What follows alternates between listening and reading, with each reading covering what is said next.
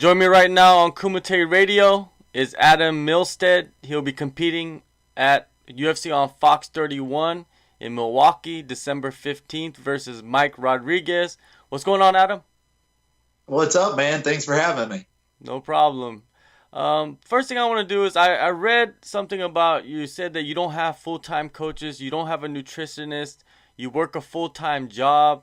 How are you able to manage everything on your own? It's a chaotic lifestyle, man. You just kind of go with the punches, so to speak. Um, when I'm done here, I'm gonna go up, shower. I'm gonna go to bed. I'm gonna get up at 5:30 in the morning. I'm gonna try to hit a little run. Then I'm gonna go to work for about 10, 11 hours.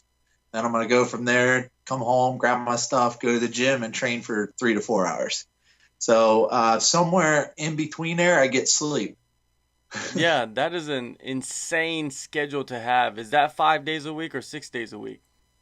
5 days a week, and I think this will be our first 6 day a week training camp. So we'll train on Saturday. All right. You're coming off a very close split decision loss to Jordan Johnson. Looking back at that fight, how do you assess your performance, and do you agree with the judges? Uh, Looking back at the fight, I'm pulled both ways here because I understand where the judges were coming from. The guy controlled the position the best way possible. I could see it in his eyes. As soon as I hit him, he didn't want to strike with me. And I totally get it. I understand. You want to win the fight, right? But that's not how I fight. Leading up to that, every single fight never went the distance that I've had. I've always done what I could to finish the fight. And now, not taking anything away from Jordan. Jordan's a good fighter. I wouldn't say a good fighter. He just knows how to roll with the punches right. Like this guy has a decent chin, was able to handle a couple of my big punches and elbows and stuff like that. He's a better decision fighter than I am. Let's just put it like that. Like this guy is better to go out and what I call being a ladder and leaning on a guy for 3 rounds to scrub out a decision victory. Now, granted, UFC doesn't like that, but that's who he is. And, you can't knock him for it because so far he's perfect at doing that.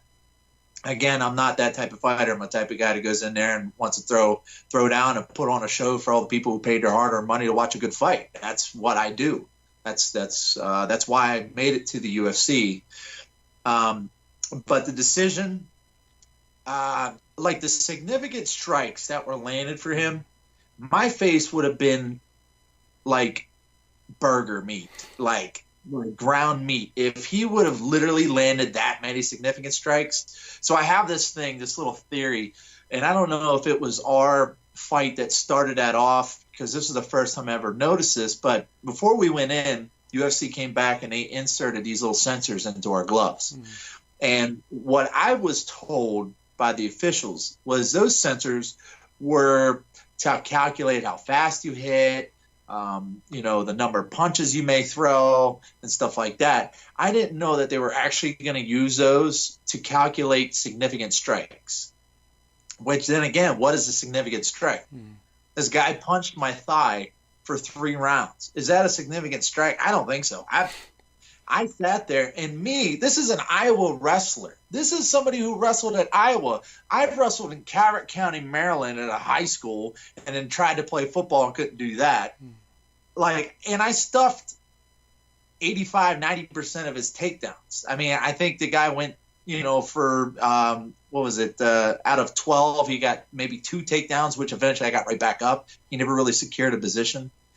Anyways, you can tell this bothers me a little bit, because like I said, I'm pulled both ways. And at this particular point in my career and the way the UFC is going, I have absolutely no idea how they score fights. I really do not, because I've seen fights exactly like mine go towards the guy who wants to fight. Like I've seen they wanted, they actually made him win the fight. I don't get it. And still to this day, I don't know how it's scored. So that's why right now when we're training to knock this guy out. We just want to go in there and hit hard and don't even put it in the judge's hands. Yeah, that's interesting. You're talking about the chip. I wonder what exactly the chip is doing, because if you're just slapping somebody with the back of your hand, like those little like baby hammer fists, I wonder if that's Right. considered a significant strike. I think that's what they were calling. And if that's the case, next time I'm going to tell my cornerman to come in with some pads during rounds. We're going to punch and hit pads. While, like, I'm getting ready to start up, I'm going to do this. I'm just going to hit like this. I'm going to hit myself starting off. They're going to be like, why is Adam Milstead hitting himself? I don't know, but he's calculated up to 400 significant strikes already in the first round. That is where I've gotten to the point now. Like, I'm just – I don't know how or why. I really hope that these judges aren't literally sitting down and looking at a computer screen rather than using their two eyes and viewing this fight. Because every single round I was there to fight. I rocked him every single round. I know that for a fact. And I remember this guy, he tweeted me out and told me, he's like, we're going to stand in the middle. We're going to throw down. I'm going to knock you out. And I was like, fantastic. Let's do that. So we get in the middle, we start throwing down. I hit him once, and I see his whole complexion change to, oh, crap, this guy hits hard. And, okay, yeah, I throw hard. But, like I said, I can't knock the guy completely. He's a better decision fighter than me. He did what it took to get 2 paychecks that night. So, and I walked away a loser, as well as somebody who only had 1 paycheck. But I hope, and the big win for me is that people recognize me for wanting to fight. So, well, this next fight that you have lined up, it's on UFC on Fox. The Big Fox is the last major show that is televised by Fox before the ESPN deal kicks in. What are your thoughts on the ESPN deal and having your fights televised on ESPN, which is a major network? It is, but I do realize that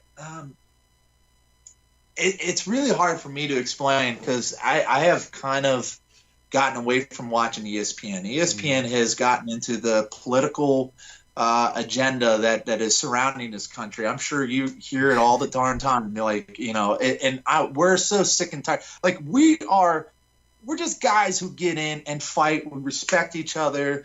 We get in there, we throw down, we put on a show. That is where it ends. I just don't want us to be a part of this charade that the ESPN has been going with. How, like Shannon Sharp is always talking about, like the big thing is taking a kneel during our national anthem. Like, I get the problem with that, but at the same time, I just don't even want to deal with that. I just want us to be about fighting. And if UFC could just create their own network, like their own like that would be perfect. That way that we have everybody who wants to watch fights come in and watch fights. Now, I understand that the idea is to bring in new people who don't necessarily know what mixed martial arts is yet, which is surprisingly, it's been out for 25, almost 30 years now, and we're still in the like baby steps for our sport. We're the most underpaid athletes in the world, yet we're one of the hardest working athletes in the world, besides maybe hockey. And I can tell you, hockey players don't even get paid that much. So it's crazy to think about. So, all in all, like, I think it's a good move. We're on a major sports channel. It's only up from here. So, like most people when they were growing up, Sports Center was huge. So if you're performing on ESPN, you might be able to be on Sports Center now, compared to before, when ESPN didn't really mess with MMA at all. Yeah, and I'm happy that they're finally starting to recognize us as a sport there. And a lot of my hockey buddies, I'm in Pittsburgh, Pennsylvania, and this is a hockey town for sure. I don't think hockey's on ESPN, which is pretty crazy to think about. Or they don't cover it as much. So I just hope that, when we get there, we're not kind of oversaturated by all the other sports, especially the big one is NBA. ESPN covers NBA more than I think any other sport. Of course they cover football, but you have the nation's greatest sport right now is football. So you got that plus basketball plus baseball. I just hope we don't get kind of lost in the mix. That's all. Yeah, you make a good point. It could get lost in the sauce and maybe not Yeah. even further the sport. It could maybe bring it back. Who knows what the future holds? Right, right. I mean, there's a it's I don't know if it's a good thing or a bad thing, but MMA doesn't have seasons. So, and you look at it like boxing is, I hate to say it, I love boxing. I respect it, you know, so much, but it's lost its luster. I mean, it's like you don't really hear much about it anymore unless it's a huge fight. You know, if it's a Triple G versus Canelo, or if it's a Mayweather fighting some other UFC guy, maybe Khabib now, who knows? But yeah, so it's like you said, I just hope that we get the exposure that I think that we deserve as a sport, and I think if people start recognizing us, we can really start making some strides in popularity. Yeah, I hope this deal does help you guys out, tremendously, because that's the point of making these TV deals. Let's go on to your opponent coming up, Mike Rodriguez. He's a Contender Series winner. He's also coming off a decision loss in his debut. What did you think of his performance? It was very hard to tell. In his Contender Series fight, he fought well.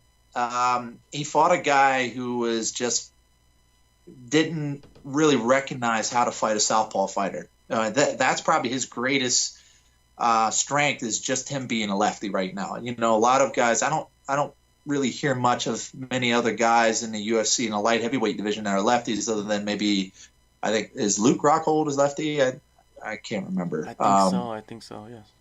Yeah, but he's 185, 205. He's all over the place. But anyways, so he's got that going for him, and so guys don't recognize that real well, and that's exactly what happened in Contender Series. The guy, dropped down, put his head to the right, and landed that knee. But granted, it was a nice timing. His last fight was a lot like mine. But it was definitely more unanimous than mine. He definitely lost that fight. The guy definitely pushed him against the cage. Like, we hate doing fights like that, but at least that guy got him down, secured a couple decent positions, and he exposed the weakness to him. So, not saying that I might exploit that at some point, but just saying it's just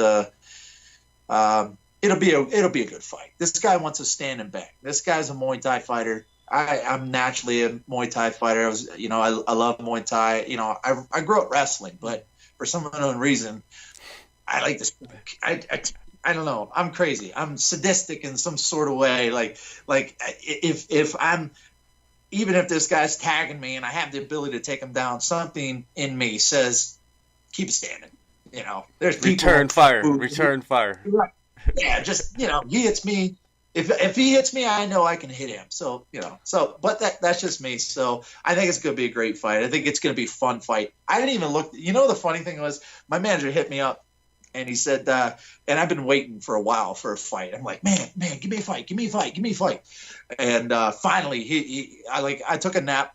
I came home, had some time, so I took a nap 30 minutes. Got up to a text message, Mike Rodriguez. I didn't know who he was. I just said yes. I just said yes, and I drove to the gym. And as I got to the gym, I was like, maybe I should look this guy out.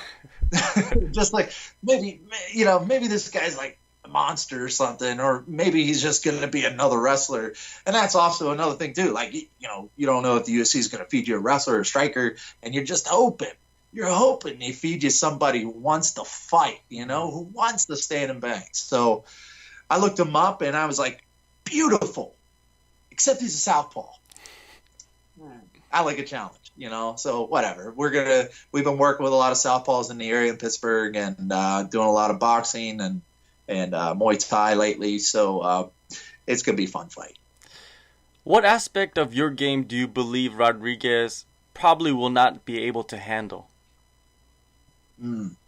How hard I hit. I don't know. That's me. I'm not trying to be cocky. I'm not trying to be, egotistical here. But when I throw for broke. And that's kind of a weakness of mine, because sometimes I'll throw myself out, like or I'll put myself out of bad position. But I throw hard, and I think once he realizes how hard I hit, he's going to maybe change his game plan up. He's going to get a little bit longer. He's going to open himself up a little bit more. All in all, I mean, there's not saying that if this guy starts tagging me a lot, if this guy just gets 10 times better from now to the fight, like for some unknown reason, he gets that much better. I feel I have the ability. I can take him down to the ground and throw down some big ground and pound. This is the first time you'll be fighting twice in a year for the UFC. Why was it so difficult for you to be more active in the last few years? Well, I want to blame it on the fact that I just got in too late. Fighting in the local area, the regional shows, I beat my body up, man. I mean, I am just like, when I was fighting amateur, I was fighting every single month for like 6 or 7 fights straight, and it just takes a toll on your body. I had a couple knee surgeries, things that just, happened, and obviously the Curtis Blades fight really set me back. But, it was like when I got in the UFC, I had a problem with my elbow. Like I could literally only extend it about there. I had these huge bone spurs. Like they looked like pieces of popcorn that were just stuck in a joint, and literally it could not extend at all. We could barely bring it in. So after I won that fight, I was like, all right, we need to focus. We need to get my body right, because we're going to be, making a run. So I went and I had elbow surgery. That put me out a little bit. And then eventually I had a fight. They wanted me to fight, oh God, I can't think of the guy's name. He's a Russian guy, not the last guy, but the Russian guy that fought Derek Lewis, who lost in the 3rd round again due to TKO. Volkov. No, not Volkov, not that guy. There was another guy about 3 fights prior to that. I cannot think of that dude's name. But anyways, I was supposed to fight him, and then I was just coming off elbow surgery. I was like, I can't do it. So, and then the UFC come up with Curtis Blades, and at first, when I saw Curtis Blades, I was like, this is a big dude, and he's a good wrestler. This guy, like, he's going to take me down regardless. I know it's going to happen. But I went in there with the idea that I was going to try to keep it standing, and that ended up being my downfall. After it was a lot of people don't recognize it, but it was the first slam my knee tore. My knee hit, and the joint flexed and hit the ground, and I felt something tear. And I've been in that situation before, and I thought that I could work through it. I thought it was maybe just the meniscus. So I stood up a couple more times, and every slam it kept getting worse. I mean, the guy is a great wrestler. There's no taking away from it. I got him down on the ground. I decided to pull guard, which I never do, but I'm totally against it. I pulled guard, and this guy froze up like a popsicle. Like I went and I swept him, and I'm like, why don't I just go down on the ground with him? By then it was too late. I stuffed his last takedown in the second round, started the second round, and that knee gave out, and it was one of the most excruciating pains I've had inside the cage. I didn't mean to scream like that, but obviously that's a verbal tap. So anyways, after that was a miserable road to recovery. I mean, it was every day was some sort of rehab I was doing. And it just like, I got tired of coming home, grabbing my stuff. It was like the gym, but it wasn't as fun. Like you go over, you jump on a treadmill and you walk for hours. It was so miserable. And it took me so long to come back because I had ACL reconstructive surgery. They used my patella tendon, which patella tendon needs time to heal. I had a repair on my meniscus on the weight-bearing side, so I had to be no weight on it for like 7 weeks, which caused so much atrophy. After that, it was like, well, I'll do what I can to come back. I had a lot of doubts on myself. I was like, I don't know if this sport's for me. I'm just like, my body's so beat up. I now have 2 knees who have both reconstructive, ACL surgeries. And it took a lot. And then eventually it got to the point where, you know what, I want one more shot, one more shot if I can get in. My knees started feeling better. I got with the UFC Performance Institute. They helped me so much. And eventually I got back in there and fought, and it felt great when I fought. So I'm here now. And that's why after the Jordan Johnson fight, I was like, okay, I'm going to take like a month break. I want to fight again. I want to get back in there. I want to stay active. I want to show the UFC that if they call on me, I'll accept it. I'm ready to go. So that's where I am now. During that time, you're going through the recovery and the rehab. You're also preparing yourself to kind of drop down in weight. And how difficult was that process of going through all of that and then having to diet? It was it added a lot of a whole new stress factor because I'm the type of guy who loves my pizza and beer. So so I had to cut that out.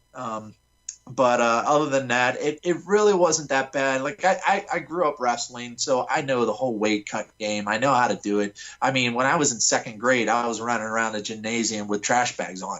You won't see that nowadays, but that's who I am, literally. And a lot of people don't realize this, but all through my amateur career and into my pro debut, I fought light heavy.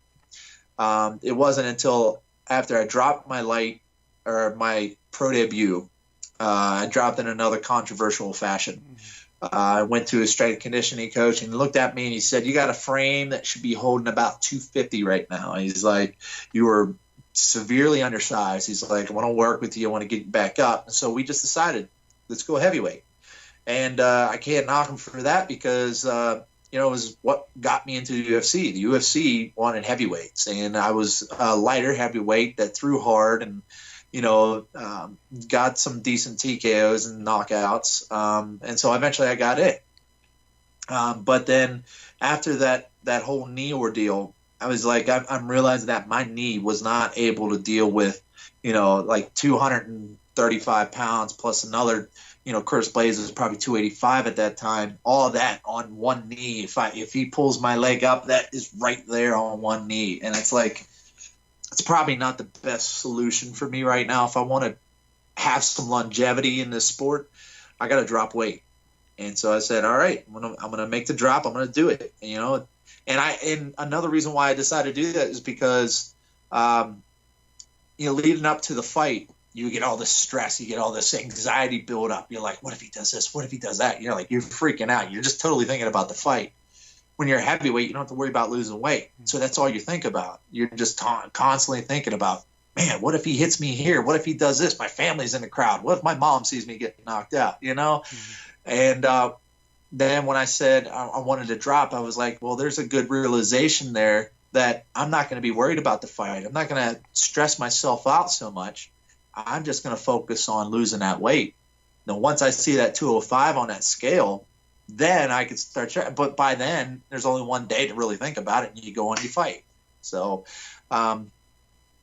it was. I think it was a decision that needed to be made probably a little bit ago before the Curtis Blades fight. But that's how life works sometimes. One last thing. I wanted to know the key differences you see in yourself as a light heavyweight now compared to when you were a heavyweight. Stronger. I'm dealing with when I fought Johnson. I mean, Johnson, he's an undefeated fighter. I mean, and I forgot to point out, his last fight, he dropped down to 185 after fighting me. So that goes to show you that man does not want to fight me again. Anyways, no, my strength, I really never had that when I was in a heavyweight. What helped me in a heavyweight was my agility. But I think I have enough agility to be able to deal with the 205, but at the same time have enough strength to be able to defend these takedowns and to be able to, put the knuckles on the button, and then eventually put them out. So that's probably my biggest goal right now is just to utilize my strength, come forward, and put on a show. All right. December 15th, Milwaukee, UFC on Fox 31. Adam Milstead will face Mike Rodriguez. This is, both you guys have like grappling credential, but I see this fight not even going to the ground for some reason, and you guys just standing there, and you guys have a different style of striking, but it clashes well with each other, which will, Yeah. result in a good fight, I believe. Well, I think the UFC did a good job, especially this being the last last one on Fox. You know, we're going to be there to put on a show. You know, I'm going to come up, and I'm very, despite what George Johnson was back, my last fight, him talking back and forth and we doing the whole drama crap, we're not even in a position to do that like right now for people to notice. Oh my God, look at these guys going back. Nobody knows who the hell we are, so stop talking. Just be respectful. So and I think Mike is a respectful guy. I'm gonna go up there. I'm gonna shake his hand, and be like, man, let's put on a show. Let's try to get that 50 grand. Let's try to get that fight of the night. Wherever we're at on the card, let's make people want to watch this fight. That's all I care about at this particular moment. And and I hate to say it right now, but this is my last fight on a UFC contract. So it means that I got to go out with a bang. It means I got to do what I can to secure another contract. So taking a guy down and scrubbing him out for 3 rounds is not my cup of tea, and it's not going to get me another contract.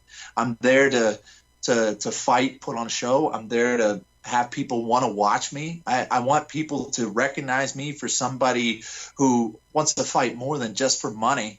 I want to fight to prove to myself and people who support me that I can do this, that I can be one of the best, I can be one of the greats. But the hardest person that you fight is yourself. And that is one thing that I got to get through, and that's what this camp is going to be about. It's going to be about coming forward, not worrying about taking shots, and just hit them as hard as you can, put on a show, and make people laugh and have a great time and say, damn it, Adam Milstead is a great fighter. That's awesome, man. Thank you for your time, Adam, and good luck on your fight, man. Thank you so much, man. Thanks for having me. No doubt.